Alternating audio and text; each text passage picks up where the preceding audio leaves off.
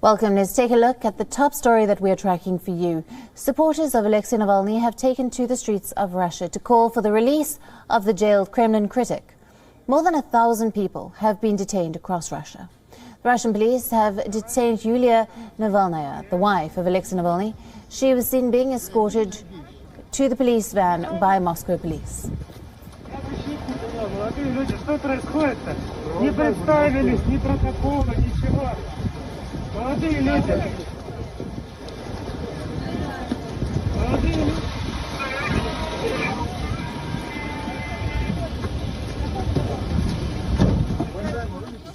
Yulia was seen announcing it on her Instagram from inside the police van. She said, and I quote, "Apologies for the poor quality, very bad light in the police van," unquote. A video footage from Vladivostok showed riot police chasing a group of protesters down the street, while demonstrators in Khabarovsk braved temperatures of around 14 below Celsius to take to the streets. Now, in Moscow, police began detaining people ahead of a rally in the Russian capital. The Moscow police have now cordoned off the city square ahead of the pro-Navalny rally. Reports say that the police have already detained at least 100 people. Now, opposition activists had planned rallies for Saturday in about 65 cities. The largest protest is expected in Moscow. The opposition plan also involves releasing video investigations into Putin and his allies. Meanwhile, the new U.S. administration under Biden has taken a strong stance amid a recalibration of ties with Russia. The U.S. Embassy in Russia has tweeted about the pro-Navalny protests, saying the United States supports the right to peaceful protests. It added that the steps taken by Russian authorities were suppressing those rights. Meanwhile, Russia has accused the U.S. diplomats of publishing Navalny rally routes. The European Union foreign policy chief also condemned the crackdown on protesters in Russia. Joseph Borrell has said, and I quote, "I deplore the widespread detentions, disproportionate use of force, cutting down internet and phone connections." Russian authorities had already warned against the protests earlier. Moscow Mayor Sergei Sobyanin had urged Muscovites not to attend the rally, citing coronavirus concerns in the city. The Kremlin also said that the nationwide protests planned were illegal. They reiterated that the protests were being promoted by provocateurs. However, sources close to the Kremlin believe Navalny is becoming a threat. Many also said that he will probably be kept in jail, even if there are prolonged protests in his support.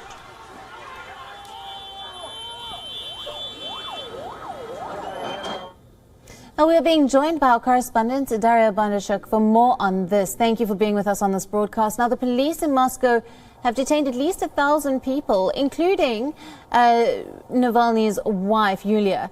Take us through the latest details that you have of the detentions and the planned protests. Yes, well, one latest piece of news we have that came in just latest minutes, that his wife, Yulia Navalny, has been released from the police detention where she was held for several hours. She was wrapped up by police as soon as she arrived at the site of the protests here in central Moscow earlier today. And now she has been released, accompanied by her lawyer.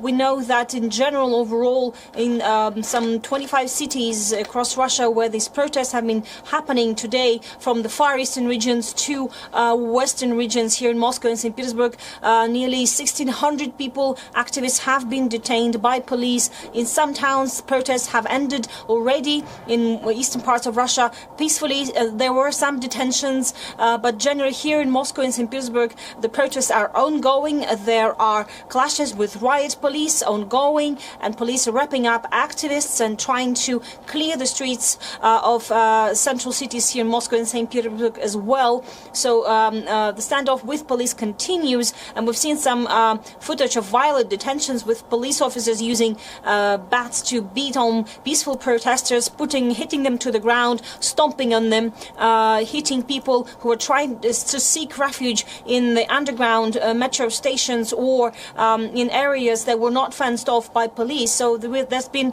really reports of police brutality happening at this here in Moscow, we know that these activists, they demand the release of Alexei Navalny, who they say, and Mr. Navalny himself claimed, was absolutely illegal. He was detained just last Sunday after he arrived, back to Russia after months of recovery in a medical clinic in Germany following the poisoning by a nerve agent from the notorious Novichok nerve agents group.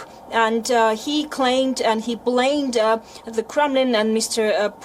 Vladimir Putin, the Russian president himself, for orchestrating that poisoning. But the Kremlin has brushed off allegations, saying it had nothing to do with it.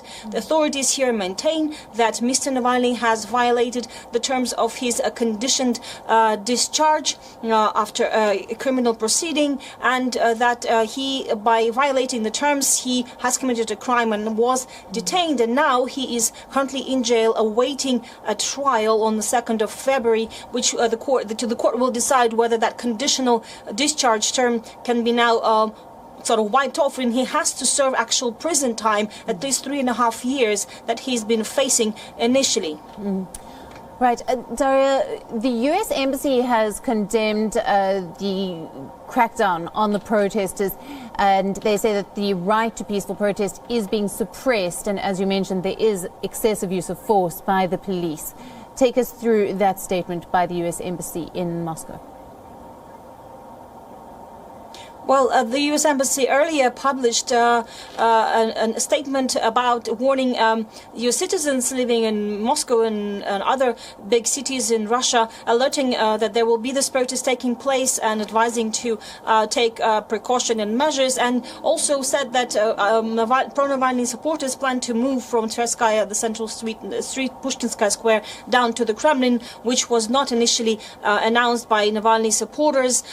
This was more like a spontaneous action, but the authorities maintain that this action, these rallies, are illegal because they were not sanctioned in none of the cities where they happened, and therefore are illegal, and calling on to people to take part in such rallies is illegal, and also there may be some consequences, legal consequences for that, and that's why dozens of Navalny supporters were detained on the eve of the protest on this allegation and claim that they've been calling on to people to take part in unsanctioned rallies, which is a crime in Russia. And of course, Moscow has objected this post by the U.S. Embassy here in Moscow, describing in detail, sharing this information about this illegal protest, and even telling where supporters were planning to move and what they were planning to do. The Kremlin maintains, the authorities here maintain, that the law must be abided by, and that calling on to people to take part in these unsanctioned rallies is a crime, and that calling for young people and even children, the Kremlin's press secretary said earlier today, is absolutely unlawful. Right. Now, as you have touched on there, Moscow has, of course, hit back, saying that the U.S. is fueling these protests. How will this affect the ties between the U.S. and Russia, considering the new Biden administration has only just taken over?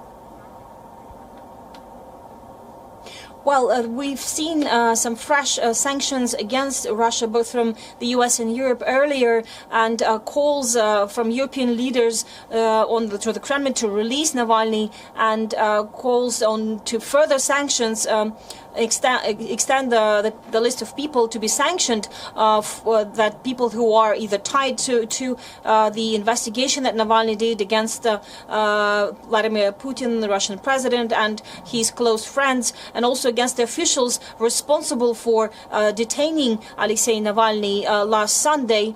We know that Kremlin so far, been seeing this past week, as the Kremlin has so far shown no sign of giving in to public pressure or pressure from Western leaders or from the U.S., and has been maintaining that this is Russia's internal affair, and that a citizen in Russia of the Russian Federation is being charged with a crime, and that he will be held responsible for the crimes that the Kremlin believes and claims he has committed.